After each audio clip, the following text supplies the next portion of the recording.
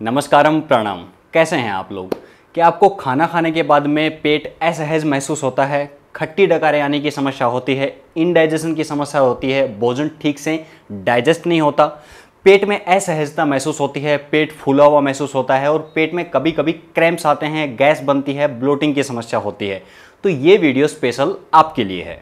आज की वीडियो में मैं आपको बताऊंगा योग के ऐसे कुछ विशेष अभ्यास जिनको भोजन करने के उपरांत अगर किया जाए तो पाचन तंत्र को उनका विशेष लाभ मिलता है। वैसे तो आपने सुना होगा कि भोजन करने के बाद में हमें योग के अभ्यास नहीं करने चाहिए, यह बात बिल्कुल सही है, परंतु कुछ योग के ऐसे स्पेशल प्रैक्टिसेस हैं, कुछ विशेष अभ्यास हैं जिनको भोजन करने के उपरांत अगर किया जाए तो पाचन तंत्र को उनका विशेष लाभ मिलता है। इन योग के अभ्यासों को करने से पाचन तंत्र से जुड़ी हुई समस्याएं जैसे इंडाइजेशन, गैस बनने की समस्या, ब्लोटिंग, एसिडिटी की समस्या, कॉन्स्टिपेशन या इनडाइजेशन की समस्या में विशेष लाभ पहुंचता है। अगर प्रतिदिन इन अभ्यासों को आप भोजन करने के उपरांत करते हैं तो इससे आपका भोजन का पाचन ठीक प्रकार से होगा और पेट बहुत हल्का फील होगा। इन अभ्यासों को करने से आपके भोजन को आगे गति करने में मदद मिलेगी। तो चलिए जानते हैं कौन कौन से वे अभ्यास हैं, किस प्रकार से उनको करना है, कितने समय तक करना है और क्या क्या उनमें हमें सावधानियां रखनी है। योग के अभ्यासों में हमारा पहला अभ्यास है गोमुखासन। गोमुखासन करने के लिए आप अपने दोनों पैरों को इस प्रकार से दंडासन की स्थिति में खोल लेंगे। उसके बाद अपने बाएं पैर को फोल्ड करेंगे और दाहिने नितंब के नीचे इस प्रकार से रख लेंगे।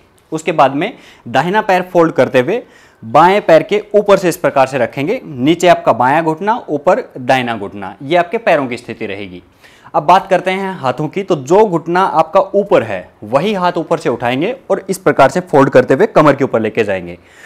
और जो पैर नीचे है तो बाएं हाथ को पीछे से फोल्ड करते हुए लेके जाएंगे और दोनों हाथों को कमर के पीछे इंटरलॉक कर लेंगे। अब इस आसन की स्थिति को आप साइड से देख लें ताकि आसानी से समझ पाए।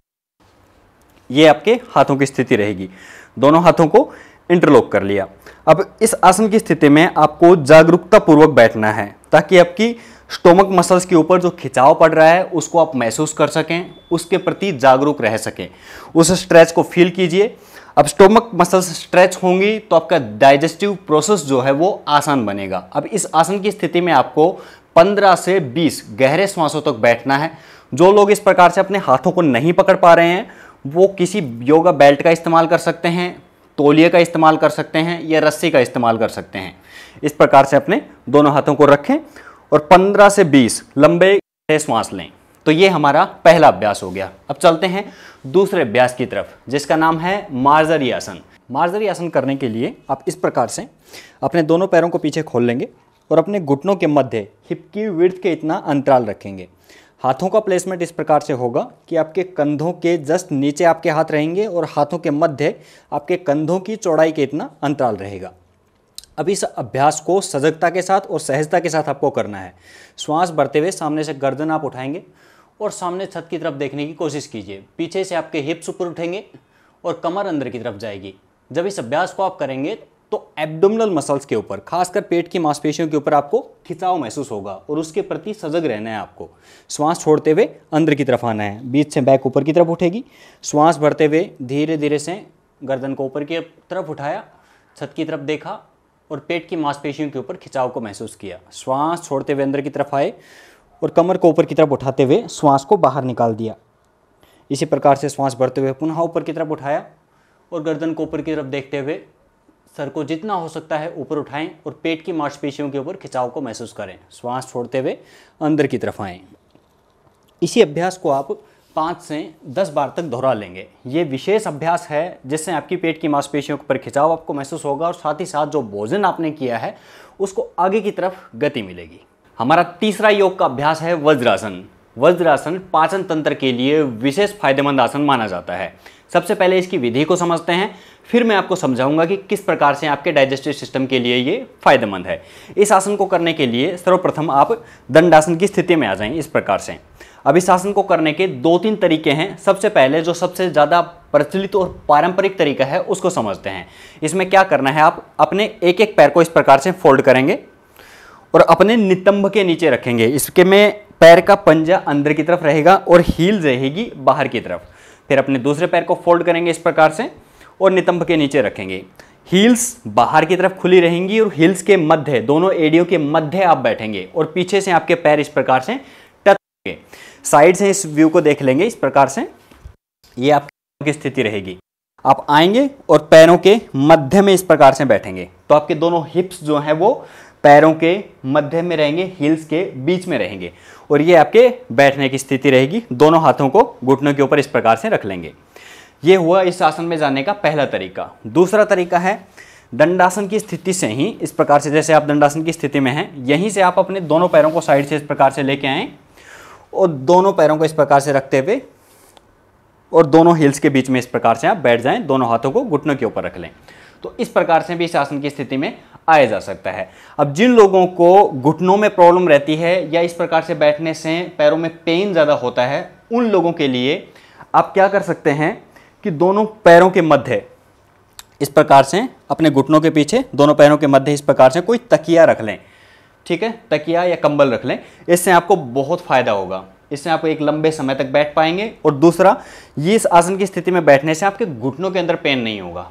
इसके अलावा अगर आपकी नीचे टखनों के पास या पैरों के पंजों के अंदर दर्द होता है, तो पैर के पंजों के नीचे भी आप कोई तकिया या फिर कोई तौलिया फोल्ड करके इस प्रकार से रख लें, जिनसे वहाँ भी पेन ना हो, अतिरिक्त खिंचाव ना पड़े। जिन लोगों को अभ्यास नहीं होता उन लोगों को यहाँ पेन होने लगता है। तो इस प्रकार से इस आसन की स्थिति में आप बैठ जाएंगे और लंबे समय तक बैठ पाएंगे। अब वज्रासन का फायदा यह है कि जब इस आसन की स्थिति में हम बैठते हैं तो पैरों की तरफ जाने वाला रक्त कुछ समय के लिए रुक जाता है और डाइजेस्टिव सिस्टम की तरफ रक्त का प्रवाह बढ़ जाता है। तो इससे क्या होगा, डाइजेस्टिव ऑर्गन्स की तरफ अतिरिक्त रक्त जाएगा और उनकी फंक्शनिंग बढ़ेगी, तो पाचन तंत्र में सुधार आएगा। दूसरा, इस आसन को खाना खाने के बाद प्रतिदिन करना चाहिए। इससे क्या होगा कि डाइजेशन ठीक प्रकार से होने के साथ साथ एब्जॉर्प्शन भी ठीक प्रकार से होता है। और योग की भाषा में बताऊं तो आपकी पिंडलियों के अंदर वज्र नाड़ी होती है, जिससे जठर अग्नि प्रदीप्त होती है, भोजन ठीक प्रकार से पचेगा। तो इस आसन की स्थिति में जरूर बैठें। साथ ही साथ आपकी गैस्ट्रिक ग्लैंड्स जो होती हैं वो भी पिंडलियों के अंदर होती हैं। तो ये जब इस स्थिति में हम बैठते हैं तो पिंडलियों के ऊपर ना दबाव पड़ता है। तो इस दबाव की वजह से पिंडलियों के अंदर जो गैस्ट्रिक ग्लैंड्स हैं वो स्टेबुलेट होंगी और पाचन को ठीक प्रकार से करवाएंगी।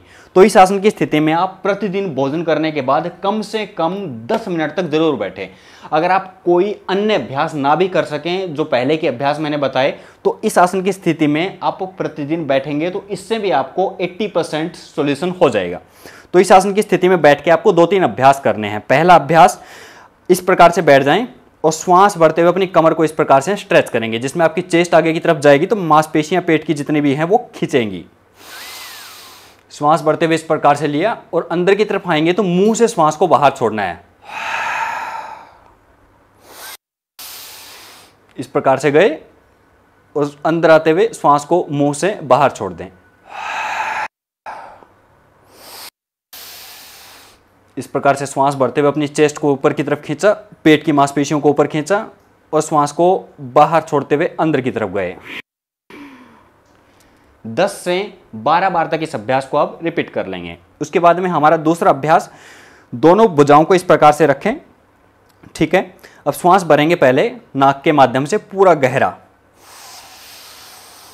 पूरा श्वास भरने के बाद में अपना दाहिना हाथ बाएं घुटने के ऊपर रखें और बायां हाथ कमर के ऊपर इस प्रकार से लेके आएं और जेंटली अपने पेट को थोड़ा सा ट्विस्ट करेंगे। बहुत अधिक ट्विस्ट नहीं करना है, हल्का स्लाइटली ट्विस्ट करना है और ट्विस्ट करते हुए मुंह से श्वास को बाहर छोड़ देंगे। किस प्रकार से करेंगे एक बार देख लेंगे। एक बार गहरा श्वास लिया,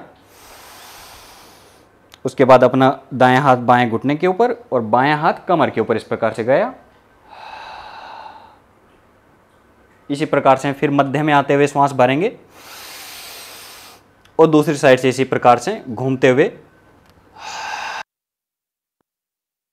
पुनः मध्य में आए, गहरा श्वास लिया, ट्विस्ट करते हुए साइड में गए और श्वास को बाहर छोड़ दिया।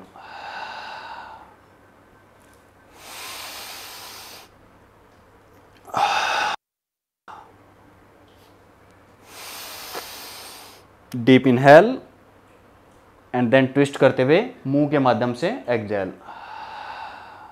बस इसमें एक विशेष बात यह ध्यान रखनी है कि बहुत अधिक ट्विस्ट नहीं करना है, नहीं तो पेट के ऊपर एक्सेस प्रेशर पड़ेगा और ये पाचन तंत्र के ऊपर दुष्प्रभाव ला सकता है। तो सामान्य तौर पे स्ट्रेच करें, इससे पाचन तंत्र को होगा और इन अभ्यासों को करने के बाद में आपका पाचन तंत्र बहुत हल्का, आपका पेट जो फूलने की समस्या थी, गैस बनने की समस्या थी या पेट में जो भारीपन फील होता था उसमें विशेष लाभ मिलेगा।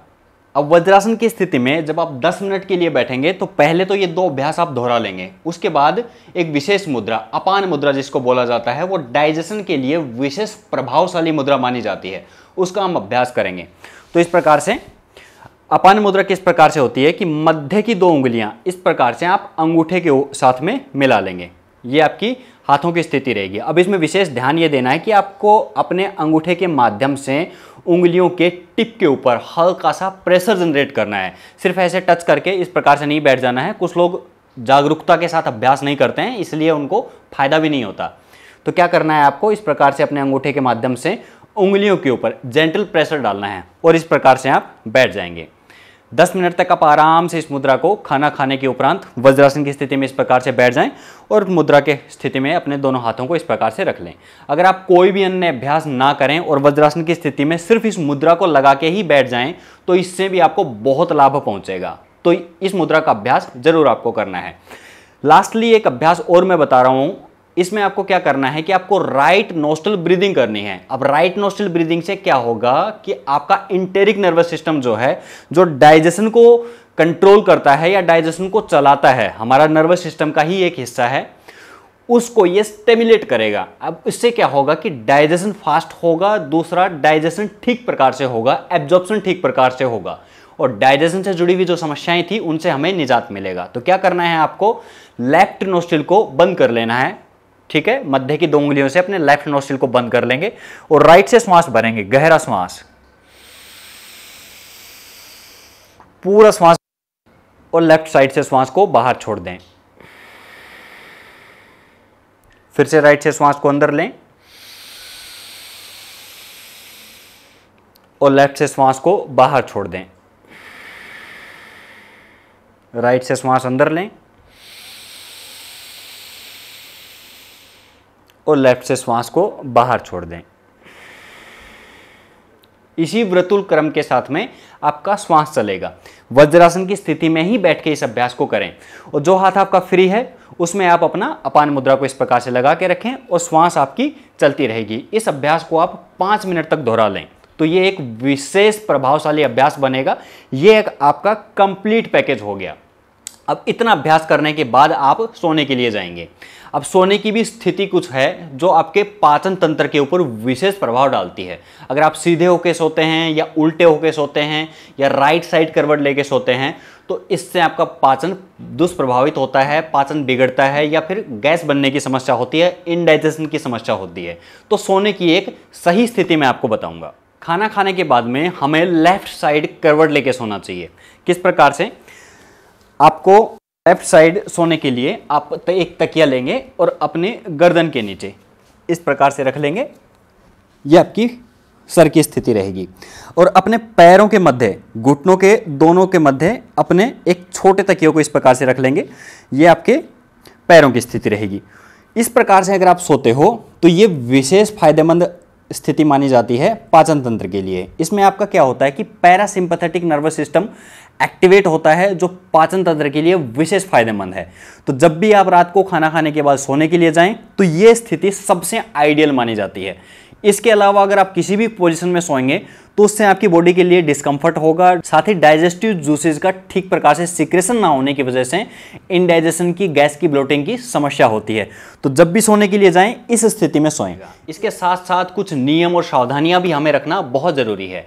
पहला, जिन लोगों को डाइजेशन की समस्या रहती है उनको सुपाच्य भोजन खाना चाहिए। सुपाच्य का मतलब है जो भोजन आपको ठीक प्रकार से डाइजेस्ट हो रहा हो वो आपके लिए सुपाच्य है। ये आप अपने डाइजेशन सिस्टम को एक बार ऑब्जर्व करें, अपने आहार को ऑब्जर्व करें और देखें कि कौन कौन सी चीज़ें आप ठीक प्रकार से डाइजेस्ट कर पा रहे हो, उनको अपने आहार में सम्मिलित कर लें। विशेष तौर पे रात के समय गरिष्ठ भोजन का सेवन ना करें, फ्राइड चीज़ों का सेवन ना करें, ऐसी चीज़ें खाएं जो सुपाच्य हों, इजीली डाइजेस्ट होती हों। दूसरा, भोजन करने से पहले और भोजन करने के उपरांत कम से कम आधे घंटे तक पानी नहीं पीना होता है आपको। भोजन करने से आधा घंटा पहले और भोजन करने के आधा घंटा बाद तक आपको पानी नहीं पीना होता। रात के समय अगर आप दूध का सेवन करते हो सोने से पहले, तो इससे भी आपके पाचन में बहुत सुधार आता है। साथ ही भोजन करने के बाद में आप तुरंत कोई भी अन्य गतिविधि, कोई भी अन्य काम करना स्टार्ट ना करें। कुछ समय के लिए, जैसे मैंने बताया, इस प्रकार से आप बैठें जैसे आपका पूरा जो ब्लड का फ्लो है वो डाइजेस्टिव सिस्टम की तरफ बढ़ेगा। अगर आप कुछ दिमागी काम करने लगेंगे तो ब्रेन की तरफ ब्लड जाएगा और इससे क्या होगा कि डाइजेशन प्रभावित होता है। तो कोई भी ऐसी गतिविधि ना करें जिससे आपका डाइजेशन प्रभावित हो। साथ ही अगर आप कुछ कदम चल सकें, कुछ कदम टहल सकें, तो वो भी आपके लिए बहुत फायदेमंद है।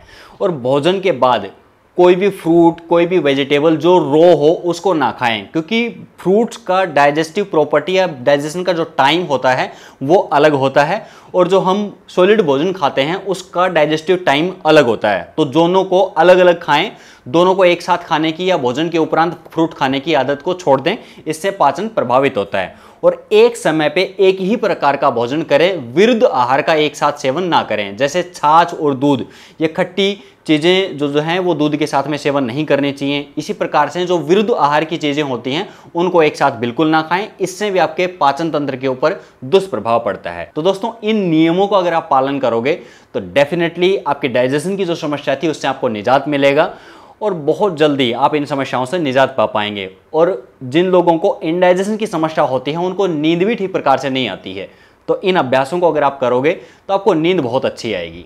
तो आज की वीडियो में यही था। वीडियो कैसा लगा नीचे कमेंट बॉक्स में ज़रूर लिखिएगा और साथ ही साथ नेक्स्ट वीडियो किस विषय में आप देखना चाहेंगे हमारे साथ में ज़रूर साझा करें। Always stay healthy, be happy. जय हिंद।